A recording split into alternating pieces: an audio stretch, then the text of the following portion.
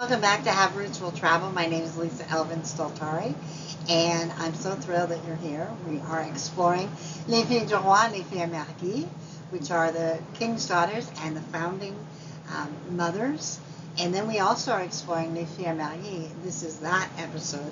Les Filles Mariées are the marriageable girls who came before. Both of these groups of ladies are so important. And when I started this project off in 2021, I was doing exclusively Les Filles du Roi. And I wasn't even doing a series. I just did a one-off video because I thought, oh, I want to honor my mom and her line. So I went up her line, and there I was. You can see episode number 1, my beginnings, which I cringe at.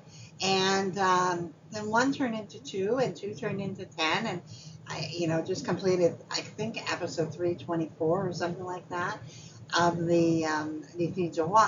And later on, I said, well, I got to honor the other women. These are very important. So I began in 2023, Les Filles Mariées, and that started off with episode 1. And now we're, I think, on 138, something like that. And yeah, we just keep going. So we produce 2 a week, 1 of each group. And it's been a delight to really say their name, because I think the women are forgotten. And I didn't want to forget them. I wanted to know them and not just their husbands. So that's the impetus, if you will, behind this whole series. So I thank you for your support over the years. So many of you have written and said this is kind of a really neat concept. So I stumbled on it. It wasn't a plan, like so many things, I just stumbled upon it. So with that being said, before we begin, let me show you ways you can support the channel. The first 3 keep you in the know. Subscribe, like, and notify. The next are ways to help the channel grow, and that is with the YouTube membership, which gives you access to many things, not the least of which you get access to all the videos as soon as they are posted and don't have to wait for the release date. And then we have the PayPal that a lot of people use, either for a one-time donation or an ongoing recurring. And then there's something new called the YouTube Super Thanks, so which people can do for a particular episode. And people do that, so I view it kind of like a tip sometimes. I'm like, oh, this is so cool. So thank you to all of you who have done so far. I appreciate any and all. And with that being said, let's get started and get to know our Filles Mariées of this episode. Today's episode of Les Filles Mariées, episode 138, Marie-Geneviève Manovely de Réville. So let's get to know Marie-Geneviève a little bit better. She comes to us from a viewer request. Let's get to know her. Geneviève was born in 1643 in a commune called La Chapelle-Mont-Légion, and her parents were Charles de Manovely and Françoise de Blaville. Now, let's have a look at her family history. It's one of nobles and privilege. And her father was secretary to the king in 1632. In 1647, he was master of waterways and forest of Percy at Mortagne, and then a king's counselor in 1656. Her grandfather, Raphael de Manovely, had been a banker in Paris. Her great-grandfather, also named Raphael, was of Italian origin, possibly Florence. So that is just an amazing pedigree and background. Just here's this girl in Normandy. This is her background. So if this is your ancestry, absolutely fascinating. And in the 17th century, though, Mont-Légion was a humble rural hamlet nestled in that Perche forest of Normandy. And the word chapelle in its name offers a clue to the spiritualness of the place. It was the chapel. And so that is the name that it comes from, the chapel of Mont-Légion. And so it's not an architectural marvel or anything like that. And that church was dedicated to Saint Pierre, which many churches in that time would have been. And it just goes to show you like how it was just, I mean, you can imagine that's the church that she was at. And now over time, they would have much more magnificent churches and castles and all of that. But this is the La Chapelle that she would have been part of. And you can see Normandy is the region and Orne is the département or county. So we don't have any information as to why she would leave that place. Probably because her parents passed away, possibly. But she arrived in New France in 1662, the very last year before the Filles du Roi program started. She was at the tail end of the Filles Mariées period, if you will. So she would be in New France in 1662. The groom that she would select and who would select her, his name is Jean Pelletier. Many of you are familiar with that last name, Pelletier. He was born in 1633 in Gagne, France. His parents were Nicolas Pelletier and Jeanne de Vouzé. Now, the church that he would have been baptized in, Église Saint-Pierre et Saint-Paul, dates from the 12th and 13th century. Today, the population is about 3,600. And it is, your average, at first glance, it really is your average small church. But then you're like, what is this place? It is there is one of the most iconic landmarks there. It's called Le Tour de l'Épaule, literally the shoulder tower. It's all that remains of a castle that was mostly blown to smithereens during the 100 Years of War, and it still stands like a scar. That's what it was written on the description and on the landscape, and it really is kind of a testimony to what they've endured. And again, it's absolutely, when you drive through this and the pictures really tell the tale, you really get a sense of like stepping back in time. So absolutely amazing. But the Peltiers, let's get to know the Peltiers a little bit better.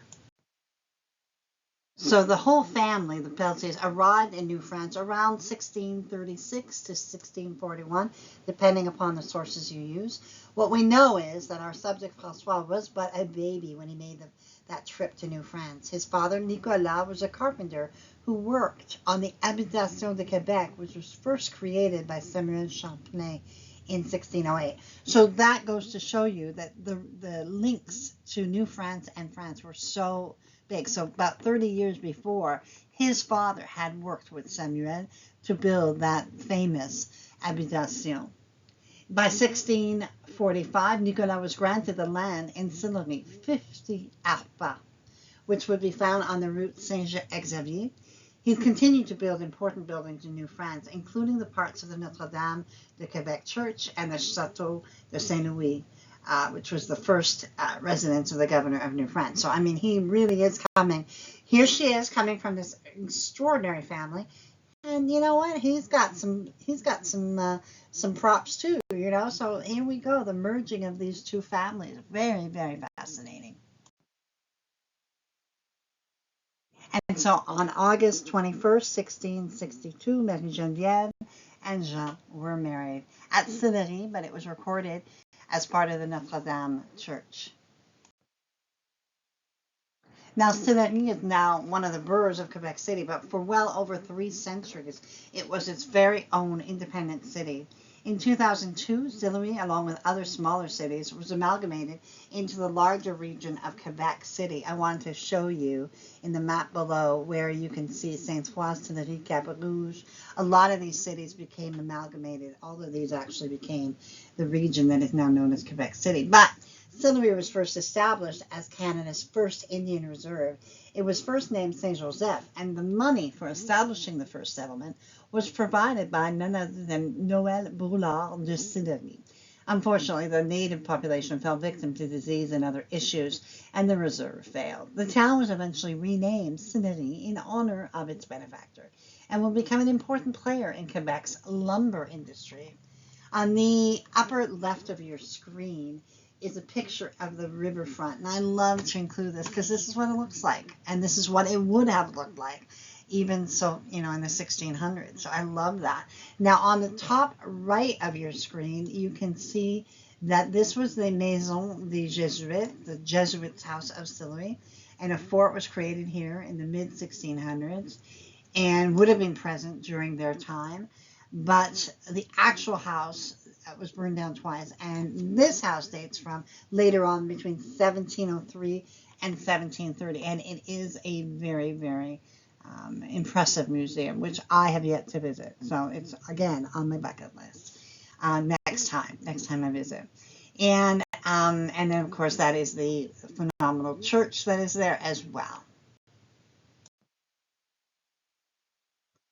We have one child, Jean-François Xavier, and Jean-François would in turn marry Genevieve Le Tendre, and he would have two children, but only have one surviving descendant. So it's interesting how the line has continued, because I was asked to do this. So I'm sure there are people out there, but let's have a look. In the 1667 census, we have Jean Petit and Marie Geneviève, and then their son, they have Jean-François, 4 years old, and they have two domestics, actually, Jacques Rouchot and Suzanne Neveu, who's 12 years old. Oh, my goodness.